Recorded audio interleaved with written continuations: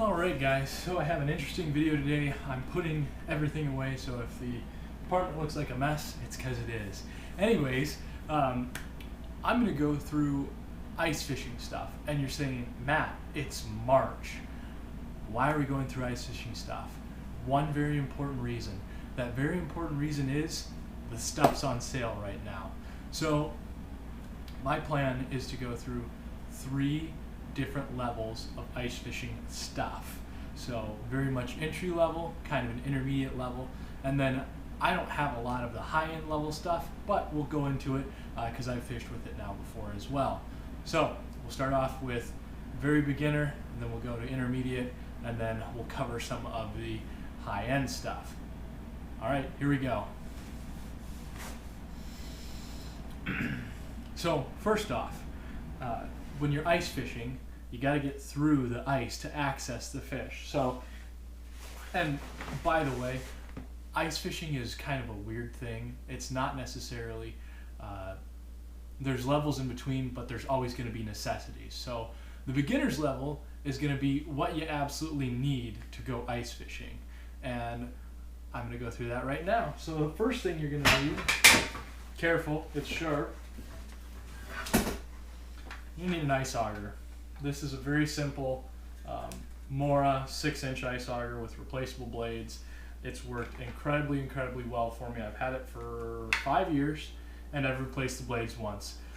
They have the ability to make sure I don't slice my finger off here. I apologize. To unscrew these blades. You can unscrew them, replace them. Let me get close up. Those blades right there, you can unscrew them. You can replace them, you can take them off and sharpen them, that's what I do. If you get, obviously, like you're going through the ice and you hit a rock or something and it takes out a big chunk out of the blade, it's probably not worth it, your time to try and sharpen that out. But that's the first thing you're going to need. You're going to need something to get through the ice with. So that's the first thing you absolutely need to go ice fishing. I'll set that aside. And like I said before, with ice fishing, it's the beginner's kit that everybody needs, and then the advanced kind of just builds off of that. So that's the first thing. Now we're going to go to the second thing.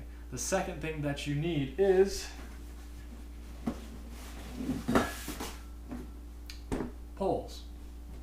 Now you say, this looks pretty small for poles. Well, that's because in ice fishing, you don't have to cast anywhere. You're literally sitting like this and you drop it down a hole. So you don't have to cast anywhere. Now, poles are, you can have a million different pole combinations and a lot of them work. These 4 are the ones that I have gone with in the past. Actually, I'll go through them a little bit, but this first one is a medium pole. So you can push down on it. You can see it's got quite a bit of action, but it's very stiff at the end, right? So if you want to go like bass fishing, or maybe a little bit of like northern fishing or wiper fishing, I have fished a lot in Iowa, so if you have huge wipers, probably not the tool to go with, but our wipers are pretty small, so whatever. Then you have something like so that's a medium action. Then you have something like a light action. So I put my hand on it and you can see that that rod has a lot more give to it. And then the addition of the spring bobber is really helpful for detecting bites. So you're jigging along, and this is going to be doing this every time you jig. The pole tip may not necessarily jig. This part may not necessarily go up and down when you are jigging, but this will. And then all of a sudden, if you have like crappies, they'll come up to you and they'll up bite you. So you'll see this and you'll be just jigging along, and all of a sudden this will go boink, and you say, all right, time to set the hook. So that's that one, and that's a light one. Then you get into something like a light or an ultralight action rod. Now watch this. So put my hand here, and you can just see how easy it is to load that rod up. I mean, I'm not hardly putting any pressure at all. And when you're actually jigging, let's see if I can do it. I'd have to tie a weight on here. But right there at the end, you can actually see that when I touch that pole like that, it actually does bend the pole. So when you have a jig on the end, it's gonna bounce. And I prefer the ultralight style for one reason and one reason only. It's just so sensitive on the tip that you can feel a lot of bites. So there you go. You have poles. Whoops, I put that one in there wrong. Come over here like this. That's the problem, is you got so much gear, it doesn't even close. And poles are purely a preference. Some guys will fish panfish with a heavy action pole. They think that they can feel the bite better in their hands because it's a solid cylinder and that vibration is going to translate to them.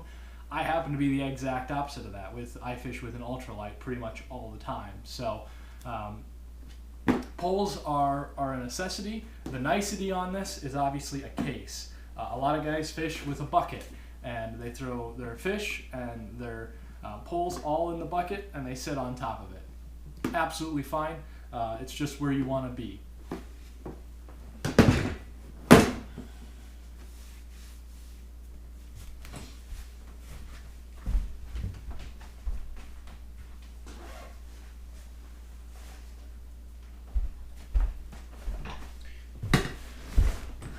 And the third component, the third component that you will absolutely need is something to hook the fish with, right?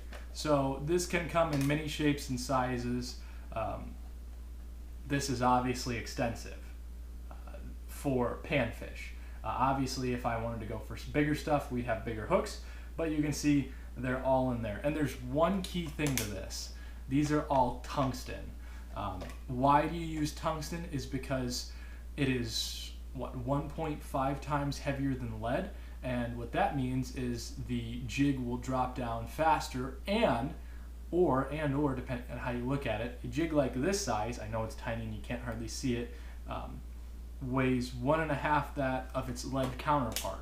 So you can downsize while still maintaining that drop speed. So that's really good. Do you need, I don't know, this is probably getting close to 50 or 60 jigs, maybe a little more than that. I don't want to count. But do you need 60 jigs? Let's say 60. The answer is no. What do you need? Well, unless you're fishing brushy conditions and breaking off on fish all the time, then you can probably get 10 jigs and be just fine. I fished quite a bit this summer, or excuse me, this winter, this season, and I lost 3 jigs. I lost one around a stick, I lost one because I dropped it down the hole, and I lost one because I tied a poor knot. I did not have a fish break me off this whole season. So take it for what it's worth. Get about a dozen jigs. If you want to go tungsten, then that's fine. And then the fourth thing that you need to complete out the beginners is bait. What do I use for bait? I use a combination of plastics. These are clam ones. If you have a specific brand, then use those. But I am not brand specific. This is just my to-go kit. I also carry live bait with me. I usually do wax worms because they seem to work well and they keep very well in the colder climates. So 4 components to beginners is an ice auger, a pole of some sort, an ice fishing pole of some sort, some jigs, and some bait. That gets you through the beginner's portion of this.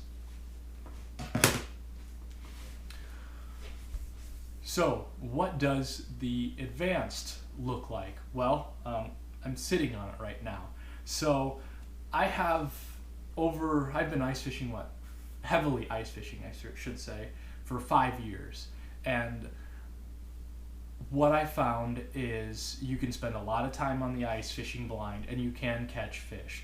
There are some guys that I fished next to. I actually ran into one this season after leaving the area for a year, and he was still catching fish, completely blind on what's going on underneath the water. It takes time, it takes effort to figure out where the fish patterns are going through if you are fishing blind. And what do I mean by you're fishing blind? Well, we're going to introduce that right now.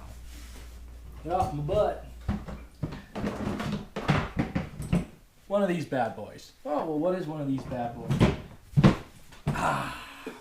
This is an ice flasher. What this does is this sends, I'm going to set it down while I explain it, this sends a cone out from the bottom of your hole, and if there are any fish within that cone, they're going to appear on the screen. So you can see your jig in relation to them. So if there's a fish here and you're dropping your jig down on the screen, you'll all of a sudden see your jig coming, and you stop your jig and you'll see that fish come up and they'll connect, and your pole should do a doing, and that's when you set the hook. So that's what a flasher does for you. It also tells you the depth, and it tells you their attitude towards what kind of bait you have on. I was fishing with a buddy this, I want to say fall, but it's this winter, and I had on one color jig and he had on a different color jig. We were able to use our flashers and determine that this color was working and this color wasn't. We had the same size jig on, and we were using the same bait, that being waxies, and you know, you'd watch the fish come up and they'd look at my jig and they'd swim back down, and then they'd come up to his and they'd look at his jig and they'd bite. And then I switched over to that same color jig, and guess what? I started catching fish too. So flashers are a key, and this is a huge proponent in itself. So a typical flasher, this is an FL8. This is the best entry-level flasher you can get. The reason for that I say the best is they're hardy, they have long time on battery life, and you've got gain functions. You can set depth. I know all the other flashers do this, a lot of the same, but they're just a really hardy unit.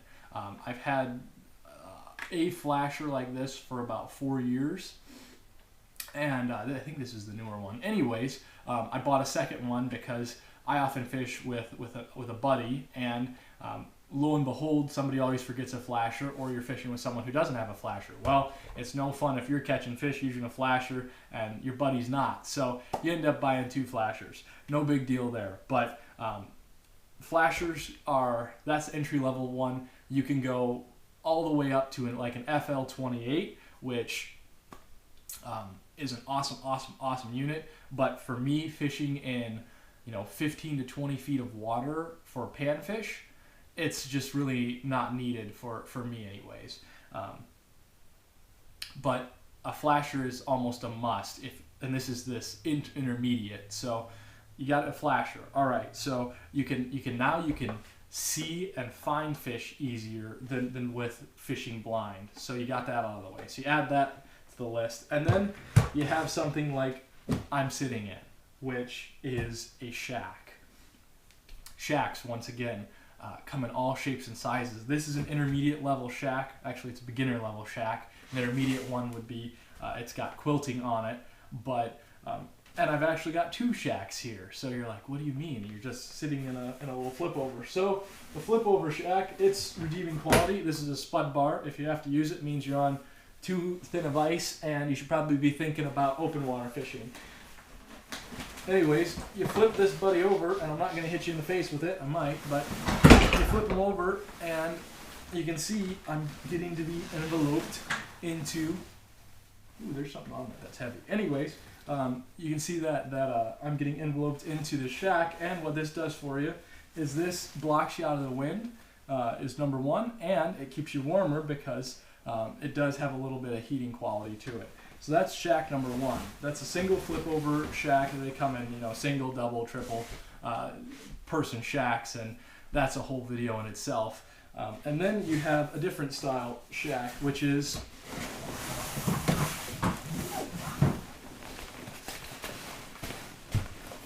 this little guy. This little guy is a pop-up shelter. I don't put this up very often for one reason only, is if you're putting up the hub, they call this a hub shack, then you're going to be there a while. So I like to run and gun. That's why all my stuff is as light as I can get it, and it's all housed in this sled. So that's certainly an additive there too. Is you want to be able to move around, or I like to be able to move around. Some people, they pop up the hub on a brush pile or whatever, and they fish there the whole day. Perfectly acceptable way to ice fish, and sometimes it's the best way to do it anyways. So that's kind of the intermediate level there with getting into the shack. Final thing, give me 1 second here.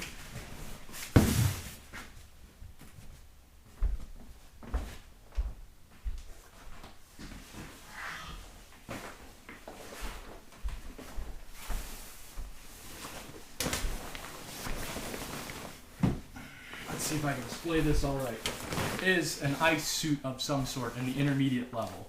So you have a parka and you have coveralls. Hopefully you can see that from this position. But what this does for you is this makes you able to fish all day long. Whether you're in a hub or a shack or whatever. If you have a good parka and a good set of coveralls, then you, and I'll add one more thing in there, boots. If you have those three things and like a sweatshirt on underneath, you are going to be fine in most conditions. Now, Iowa experienced the polar vortex part 3 or part 4 or whatever. 20 below for like 2 weeks straight. I was out there in this stuff fishing for multiple hours on end, and I was fine. And if you pair that with one moment, good segue.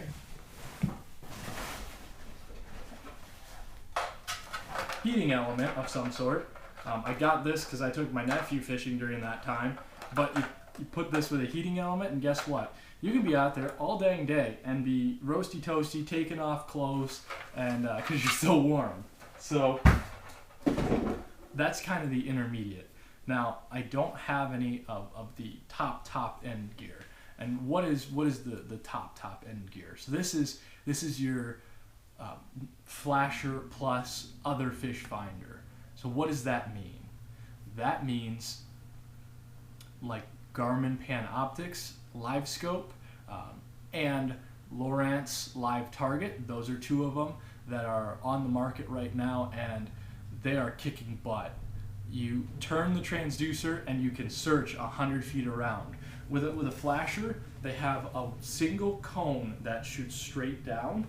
With these other two systems that I mentioned, they not only shoot cones down, but you can turn the transducer and you can shoot a cone out.